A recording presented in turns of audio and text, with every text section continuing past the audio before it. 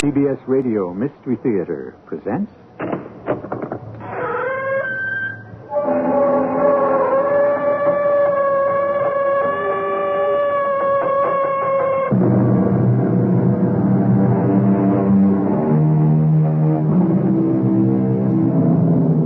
Come in. Welcome. I'm E.G. Marshall. In the years 1906 through 1910, the world in general was at peace. A magic time. China, that sleeping giant, had gone through the Boxer Rebellion and now was temporarily quiescent. And in those halcyon years, the characters of this story lived, breathed, died, and were reborn. You find that statement a little puzzling? I don't blame you. But then, you see, this is a story of reincarnation. Why must you wait so long? Wait? Through 2,000 years, the lotus flower blooms and dies and is born again. But I lie drowning while my ancestors cry in vain for me to join them. I am in my own prison. How can I come to you? Seek me out where I lie, but hurry. We have so little time to become immortal. Find me. Find me. Find me.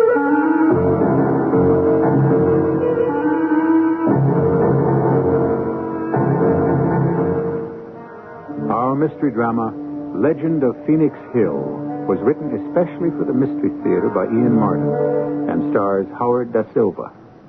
It is sponsored in part by X-Lax and True Value Hardware Stores. I'll be back shortly with Act One.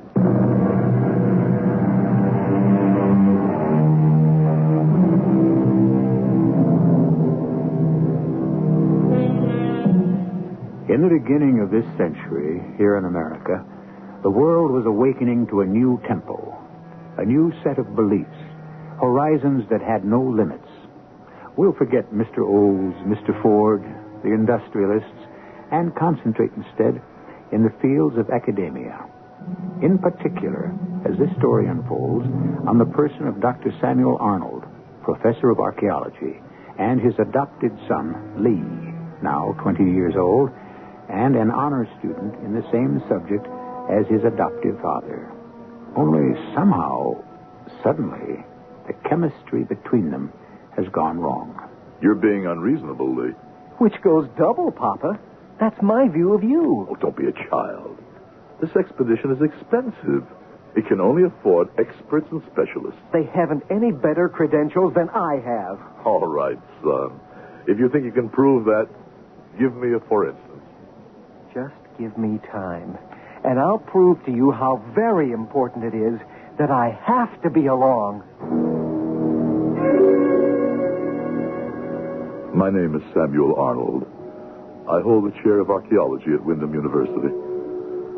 On a most generous grant in this year of 1906, I am organizing a trip to Hunan in China, in the belief that in the alluvial deposits there, we may unearth a wealth of artifacts from the great Han Dynasty, which flourished 2,000 years ago. It is an exciting project, and I am bubbling with excitement. An excitement not shared, by the way, by my wife, Jessie. Sam, what happened? Oh, Lee and I, we had a slight disagreement. But I've never heard you two talk like that before. No, Jessie, I suppose we haven't, but, well, the boy is not a boy anymore. That doesn't give him the right to dictate to you. But it does to his own opinion. He's just stretching his wings. Oh, I know. I should be glad you're not taking him. Losing one of my boys is bad enough. Oh, come on now, darling. It's not that bad. I'll be back inside of 6 months. No, you'd better be. I'm going to miss you. I'll miss you. And Lee. You love him very much, don't you? Like my right arm. He's meant so much to both of us. Sam, I'm sorry I never was able to give you your own child. You didn't have to. We've had Lee. And don't forget that in adopting him, we chose him. He's our boy. He's been a good boy. We've had 20 marvelous years with him. Yes. Would you deny that? Oh, no. No, of course not. He's been a wonderful son in every way. Except... Except what? A little part of him is remote. A place we could never reach. I guess so. Not many people share each other the way you and I do, but there's no one of us who somewhere within himself doesn't walk a secret strand, listen to the music of alien seas. Is that a quote? Huh? No, I guess it isn't. Sam, I don't know, but I think somehow you should take Lee along. Darling, how can I justify a student on an expedition for which every first-ranked person in this field has offered himself? I have to judge each member of the team on what he can offer the whole. I know, Sam. I understand. But somehow I don't know why. Something inside me tells me you've got to take Lee with you. It was nonsense, of course. Or was it? So many times during all the years I have watched and been surprised by this incredible son of mine. His parents, as well as I could judge from the adoption bureau, were American citizens. But I've always sensed that one of them must have had an Oriental background. Two sources for my hunch. One, a sheerly ethological suggestion, a certain fold in the skin above the eyes, which gave them an Oriental cast. The other, I don't know how to explain that except to tell you the facts in this curious case as it developed. Lee, where have you been the last few days? I don't know. What do you mean you don't know? I'm not going to lie to you. I went to New York, and I had a lot of drinks, and somehow I found myself in Chinatown. Where in Chinatown? I don't know the address. I was just stumbling along, and suddenly there was this Chinese beside me, and he said, "You want to be happy. You come have pipe dream." And he took me inside. To an opium den? I guess so. It was all mixed up. I remember I was lying on a pad, and the whole world was swimming around me like I was in a fishbowl tank. And then, all of a sudden, there was this sound. And she was there. Why must you wait so long? Wait? Through 2,000 years, the lotus flower blooms and dies and is born again. But I lie drowned while my ancestors cry in vain for me to join them. I am in my own prison. How can I come to you?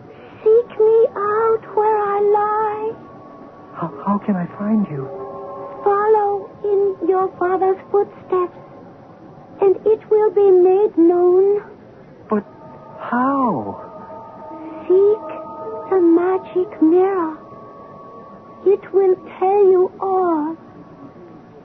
But come fast, fast, my lover. The body may last, but in this prison, my soul is a fading butterfly. Where have they blown us with the wind? To the edges of darkness and the empty void? We have so little time to remain immortal. Find me. Find me. Find me. Papa, I tell you, it was weird. I woke right up in this little place, and they were having a fair, you know, stalls and games and balloons and all, and I wandered around a while, and then there was this one place, and it had, you know, old metal and brass and lamps and things like that. And there was another Chinese behind the counter, and this was what I bought. Let me see it. Here. Where did you get this? I'm telling you, I don't know. I just have it. And it's really important. I wouldn't dispute you for the moment. You realize how ancient this must be? I got a feeling. And what it is? Why do you think I shined it up? It's a mirror. A metal one. Heaven knows how ancient. Convex face. Probably bronze. And it's a little more than just a mirror, Papa. What do you mean? Before I show you, let me ask you again to take me with you to China. Why? Maybe I can show you why. Look in the mirror. What do you see? What else? A dim, distorted vision of myself. Okay. Then come with me. All right, Lee. You lugged me here to the old dry well. Now what? I don't honestly know, Papa.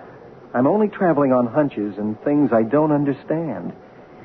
Just let me follow this old superstition. Drop a mirror into the well and pull it out. You'll find the girl you can't live without. Mom used to quote that old song. I'm going to try it. Watch. Okay.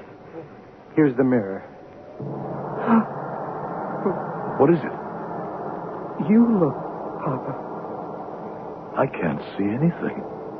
You can't see that girl? In the mirror? Save me. I wait.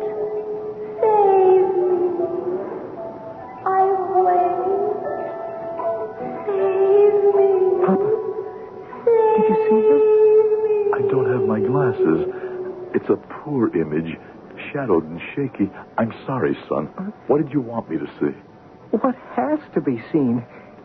Didn't you even hear her? Hear her? Oh, what's the use? You can't understand why I must be with you when you go to China. Just convince me you would be of use, and I will take you.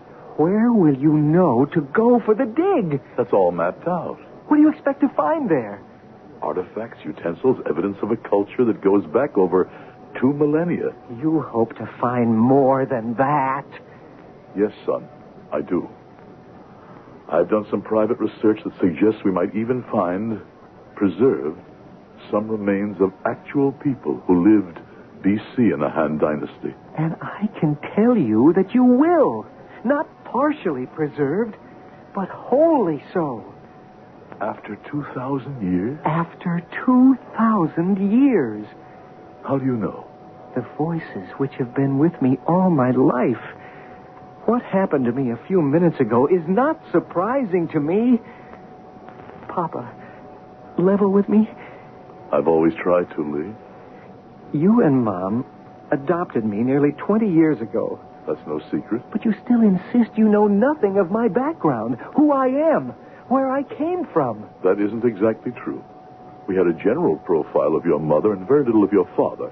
The orphanage, as you know, tries to match parents and children on many levels. We felt, your mother and I, that we both had something to offer each other, you and us. Have you ever been sorry? I can speak for your mother as well as myself. Not for one single moment. Not even now? Now? Now that I'm on your back to include me in the expedition. I thought you understood and that was settled. I thought maybe you understood that I didn't agree. I thought perhaps you were beginning to realize what I've grown into. What's that? Your contact with the past. Just let me try once more to let you understand I must be with you. For your sake as well as mine. Son, please. Just give me this one last chance. Now look.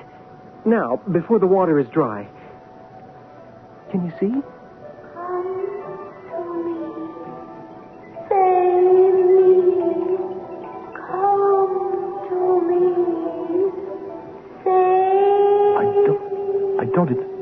It's not possible, but there is a face. And such a face. You saw? I saw. Then may I go with you? Yes, son. You may go. Thanks, Papa. The question that haunts me is, will you come back?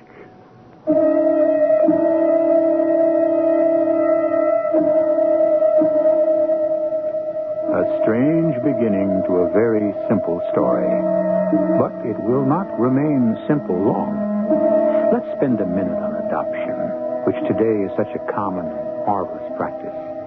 Could Dr. and Mrs. Arnold have adopted today as strange a child as Lee has proven to be? No chance. But let us remember, this is 70 years ago, and many things were possible then. I shall return shortly with Act Two.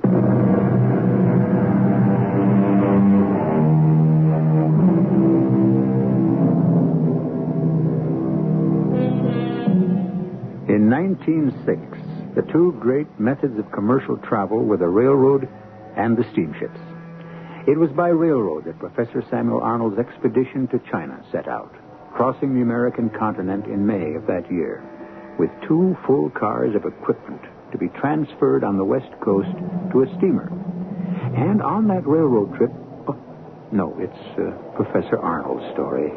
Let him tell it himself. May 9, 1906. We are finally off on a great adventure. The train is moving. We are on our way to China, and what marvels we may reveal, what miracles may happen are beyond comprehension. I'm as excited as a child, pleased about all the members of our adventure, save perhaps only one. The one iconoclast amongst us, that brilliant misanthrope by election and pathologist by profession, Dr. Hubert Stern. By heaven, I never thought we'd do it, but we're on our way. And I should have my head examined. Why, Hubert? Getting involved in this Chinese pipe dream, it's really ludicrous. I repeat it. Why? Oh, I've no doubt you'll dig up your odds and ends, your shards, pottery, and the like, but any record or any evidence of human remains, that's impossible. Sam, the Chinese are not Egyptians or Mayans. They have absolutely no history of embalming or the preservation of bodies. You will reincarnate a great deal more than that, Dr. Stern. I beg your pardon? Who are you, young man? Oh, I'm sorry. I don't believe you met my son, Dr. Stern. This is Lee. Your son? My adopted son. How do you do, Doctor? Oh, I do very well. But, may I ask what was the meaning of that strange remark you just made? Just what I said, Doctor. I think we are going to find people who once lived during the Han Dynasty. Oh, really? And I trust you're not prophesying alive. No, sir. That is, not in the sense you mean. They will have been held in what you might call suspended animation. Ah, remarkable. And how do you perceive all this? I can't explain. I should think not. How old are you? Not quite 21, sir. Well, that's even more remarkable. So young and so, now what would be the word of choice, eh? Percipient? Or perhaps just fanciful? Tell me, Sam, is your son accompanying us on this expedition? He is? Really? As a member? Yes. Not quite 21? Well, in what field is he accredited? Lee is studying archaeology. But he is with me as my secretary. I am defraying whatever expenses he may incur. Well, it's not a question of money, Professor Arnold. It's of opportunity and the honor to be part of this expedition. Hubert, disregarding your naturally bileful nature for the moment, let me say that because of your eminence as a pathologist, I felt you must be along. For no other reason would I have wanted you. Now you imply there is no reason for your being here at all, that we will find nothing to interest you on this dig. So let me ask you a question. What the devil do you want to be along for? I want to be along because it's my right, no matter what we find or don't. I certainly have infinitely more reason to be here than this young man who is still too wet behind the ears to know what he's talking about, even if he is your adopted son. I may be young by your measurements, Dr. Stern, but in China, you may discover that you are the amateur. Lee, no matter what the provocation, you will not be rude to a man of Dr. Stern's eminence. I'm sorry, Father. The best thing for me to do is leave. This is an unfortunate note on which to start out a great adventure. It's hardly an adventure. It's a scientific expedition. But I have a strange feeling, quite unscientific, I assure you, that bringing that young man along is a mistake. I don't think that's for you to decide. Well, it may be, since my hunch is that he's destined to bring us bad luck.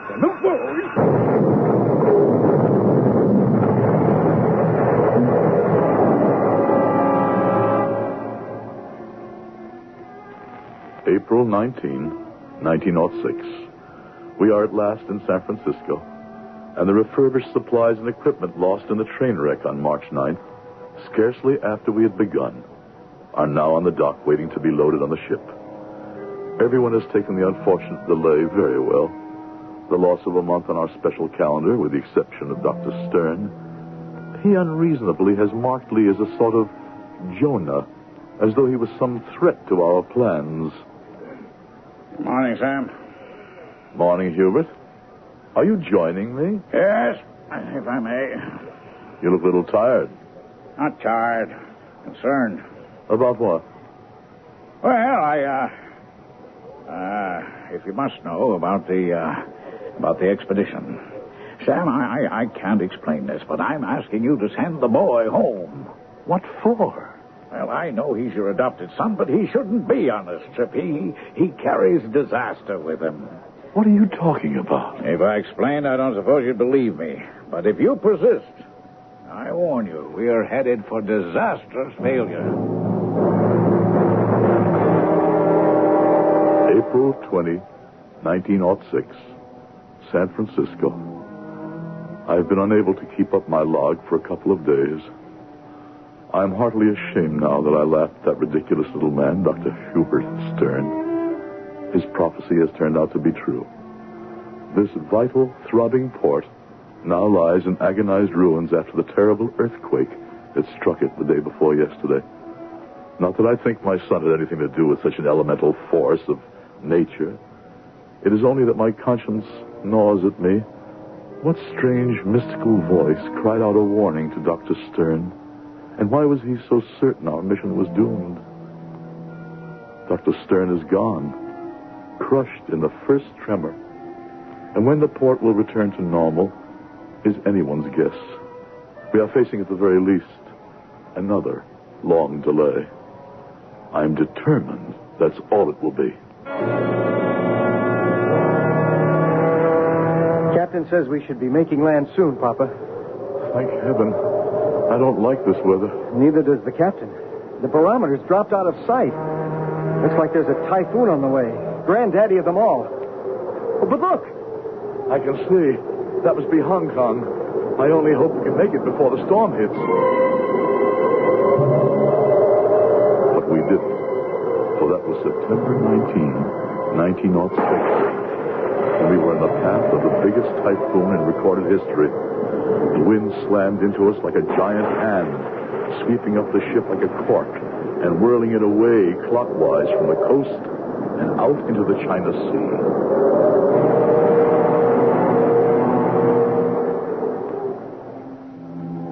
September 28, 1906. For the first time almost since we began this journey, my heart is beginning to lift. Today we watched the ship from which we were all rescued when the storm had blown itself out, towed into port, and made fast at the dock. By some miracle, waterlogged though she may be, she did not go down. And I am awaiting now a report from our British contact here in Hong Kong as to how badly damaged our cargo is. Come in. Hello, Sir Reginald. What news? Rather good, Sam, actually. Taking a little time, it's drying out, one thing and another, but I don't think we have to be too down in the mouth. Oh, by the way, Professor Arnold, allow me to introduce His Honor Huang Du Chang. I am most honored, most estimable Professor. Thank you. How do you do? Mr. Chang is, what shall I say, mandarin or governor of the area where we all hope eventually to dig in Hunan. Well, this is a pleasure. I'd expected to meet you on your own home ground.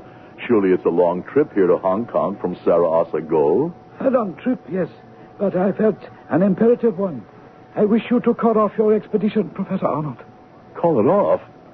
Certainly not. Sir Reginald, I thought I had the assurances of the British government that... Oh, no one's going back on his word or anything like that. The point is, the matter is more or less academic for the moment, don't you know? No, I don't know. Why? Well, with the delays, we've rather come a cropper. I mean, we've lost the good summer weather, and winter is hardly the time for a dig. We still have a couple of reasonable months. Certainly enough time to make a start. The delays have been unfortunate, of course, but accidents of nature... Excuse me, Professor, but we Chinese do not consider them accidents, and certainly not wholly of nature. A train crash because of a river flooded and swept away the roadbed, the San Francisco earthquake, a monstrous typhoon. Surely you can't believe our expedition had anything to do with them. I'm afraid we do, Professor. What? Our ancestors, we think, have spoken. They do not wish to be disturbed. But good Lord, this is ancient superstition. We are scientists. You can't seriously believe, Mr. Chang, that there's any logical connection between the accidents we've weathered and our expedition. At least one member of your expedition did, Dr. Stern. He felt there was a bad influence traveling with you. How could you know about Hubert? Oh, you may remember Dr. Stern visited China several years ago and made our acquaintance at that time. Before he died, he wrote to both of us about... Damn it, I'm sorry to bring this up, but about your son. You can't think that the presence of a boy, not yet 21, is any way injurious to the success of our mission? Let me please explain. First, I must recall to you a legend of our people. In the year of the peacock, or as reckoned in the Western world, the year 23 BC, exactly 2 millennia ago, the Sun Emperor in the Han Dynasty was Han Chu-Xiang. And the Emperor had a daughter of surpassing beauty who was called Mai Lung. According to custom, this princess was promised in marriage to the highest of the mandarins in the province of Hunan. But Mai Lung thirsted after a young warrior in the imperial guard, as he did for her. There was no hope for their love, so the night before the imperial wedding, hand in hand, the lovers climbed the 77 steps of the tower, the sacred temple, and hand in hand flung themselves to their death on the rocks below. The emperor, prostrated by sorrow, had the broken body of his daughter reclaimed and restored and buried in a tomb, so that her beauty would remain undimmed for twice 1,000 years. I am aware of the legend. In part, that is why we are here, with the hope that by some miracle of the embalming art, we may find this ancient princess who lived 2,000 years ago. And my answer to that is over my dead body. And not at least if your so-called son is part of that discovery. So-called? Just because he is adopted? And why? What do you have against him? The young warrior with whom Princess Mai Lung met her death was called Li Tseang. When he lay broken on the rocks, he was not yet dead. It is said he screamed aloud that in another world, another time, he would come back to reclaim his love. We believe, my countrymen and I, that your son Li is the reincarnation of that man. And we will not let him take our princess from us.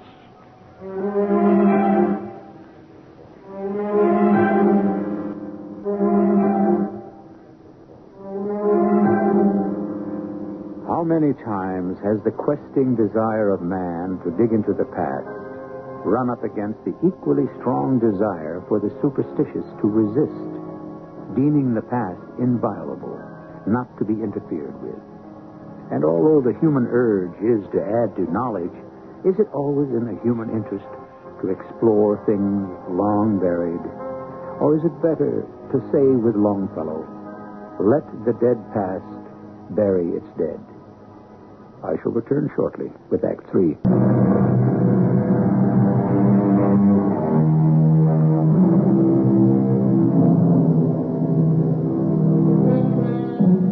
Whatever Henry Wadsworth Longfellow's feeling about leaving the dead undisturbed was, it is not shared by Professor Samuel Arnold.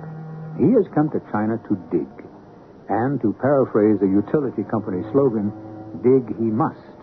So, unwillingly, he has forced himself to a disagreeable task.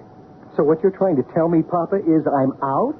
It's so ludicrous, I know, but we are on an alien shore when in Rome. I know this is important to you, an adventure, a call, a dream, even something more than that. But... A lot more than that. Remember the mirror in the well? Remember the face? Yes. And remember you agreed that I was your contact with the past? Oh, that was 1,000 lifetimes ago after what we've been through in the last few months. Son, if I try to take you with us, they will not grant permission for the expedition to leave. Answer me something, Lee. Why? You mean, why me? Yes. Who are you? You know that better than I do. Except... Except what? Go on.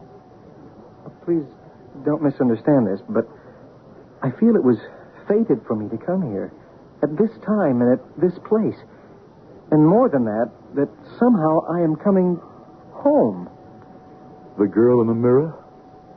Yes. That and 1,000 sense memories. Hard to explain. Don't try.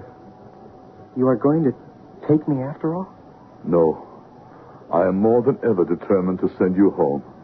I am assailed by feelings I neither understand nor can cope with. I have to save you somehow from fate. And for your mother, who might never forgive me if I didn't. I'm arranging for your departure on the first boat I can book you on. 5 October, 1906. At last, we are on the site. A whole lifetime of anticipation, dreaming, speculating. I feel guilty about Lee, but I mustn't. I can't think of that for the moment. With Sir Reginald today, I scrambled all over Feng Huanshan, which means Phoenix Hill. It's really quite incredible when you face it. What? That you are so convinced we will uncover human remains. Why? Because there is nothing in the Chinese culture as we know it to suggest that they knew anything about or care enough to preserve the human body. Yes, I know. Artifacts, yes, I hope and am convinced we will uncover those. But what makes you so sure we will uncover human remains? I don't know. Write it off in American terms to what we call a hunch. A little more than that, I should think. I should hope. Yes, a good deal more than that. I can't explain, or rather I won't, except to say that the vision was my son's. I say, that's too bad. What a pity you had to send him home. I wonder if perhaps in human terms, it wasn't a blessing. 7 November 1906. We have been digging now for a month, and it is only in the last few days that we have probed deep enough to expect results. But there are none to report. I find that I do not trust Chang. For some reason, I feel that he has deliberately misled us. You have found nothing yet, Professor. No. Hard to understand. The terrain is perfect. Soil, location, history. Hey, say, Professor, we seem to have made a strike. Have a look at these. Yes, clay figures. Yes, these could be.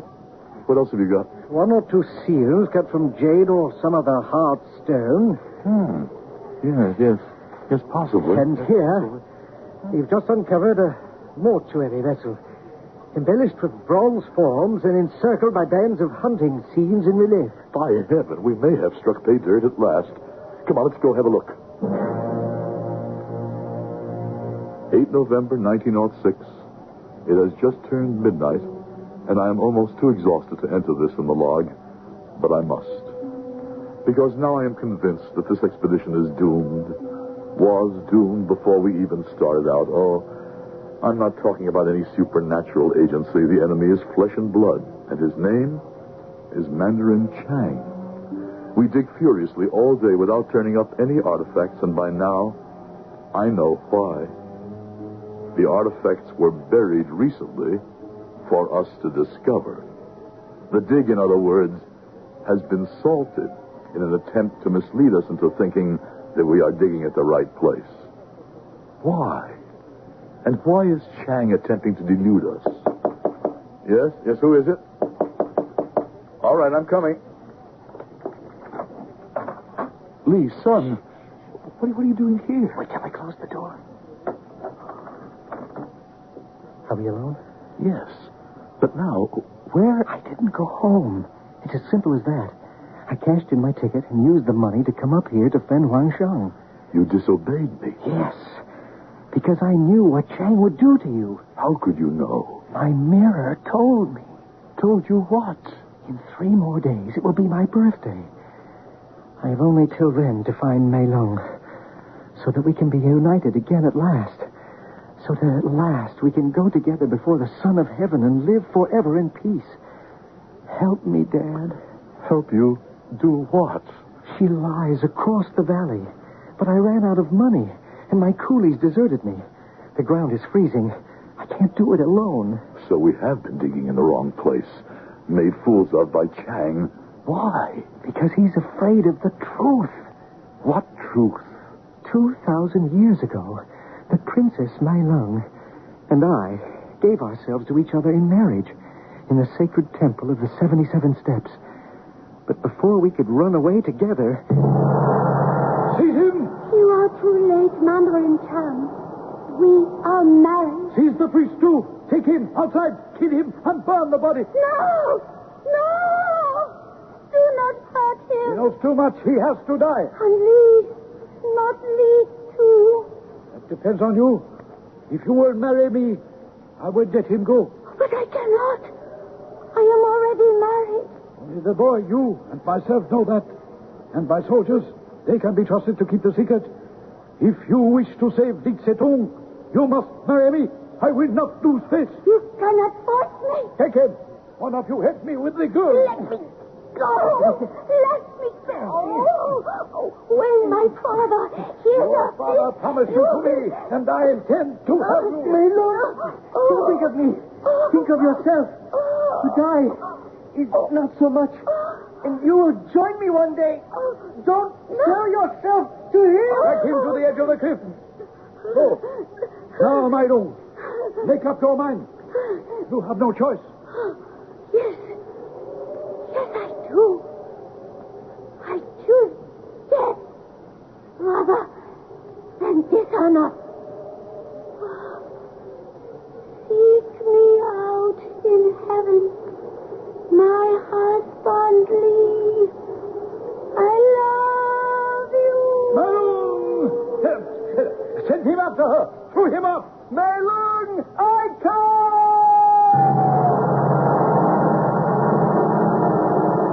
The Mandarin was Chang's ancestor. He was able to cover up the murder. And all these years, the secret has been kept. It has lain buried in the coffin with Mei Lung. How do you know all this? The same way as I know where she lies. She told me through the mirror. This is how I found the right place. Holding the mirror by this cord around it and using it like a dowser uses a wand or a stick to find water. Watch and listen. My darling, hurry. I have waited so long. We all of us watched and listened in awe, heard the faraway voice, watched the burnished metal glow and shimmer in the dancing light of the flare, and swore that just for a moment we could see in it a face, young and of unsurpassed beauty, the face that 8 hours later stared up at us from where the Princess Mei Lung lay in what had been an airtight coffin, immersed in a bath of red liquid, 2,000 years old and as perfectly preserved as if she had gone to sleep only the night before. I must say, I'm absolutely dumbfounded. I might say I'm terrified. I have a terrible feeling that somehow we are not at the end of this. If you mean Chang, I don't think he dares make a move against us, no matter how much he values his precious face. Surely a 2,000-year-old legend can't matter all that much to him. I don't know. That's why I gave young Lee a revolver. If he's going to insist on standing watch over the little princess all night, I thought it better your son should be armed. My son, I wonder, is that really who he is?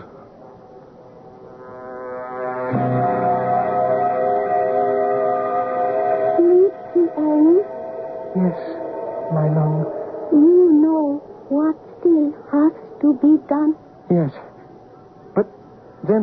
you again.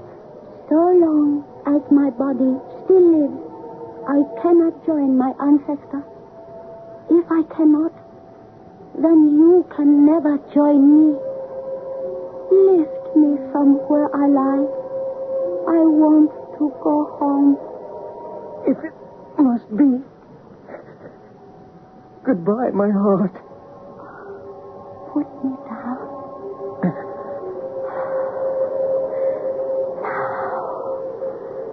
Now, my soul can escape the prison of my body. We will soon be together again. So, here you are. But it will do you no good. Die, you fool! You kill. What happened, son? Watch out. Chang has a gun. He's dead. And you, son? Are you? As good as dead. Good Lord. He's taken the princess out of the coffin. Help me get her back, Professor, before... Too late. She's gone home. And I'm going to join her. Lee. Good Lord. What is it? The princess. Look at her. She's literally dissolving. And my son, he's turning to ashes. They're both going back where they belong.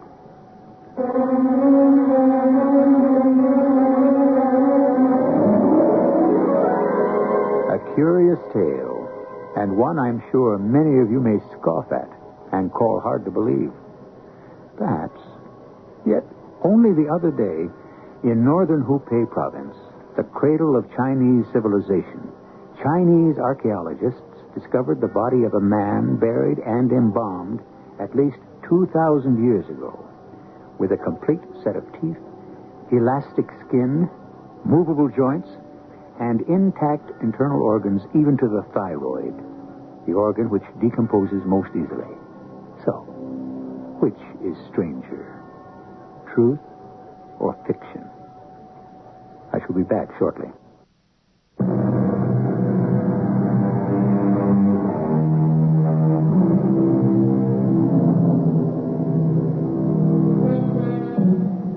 Death is nearly always tragic, particularly when it overtakes the young.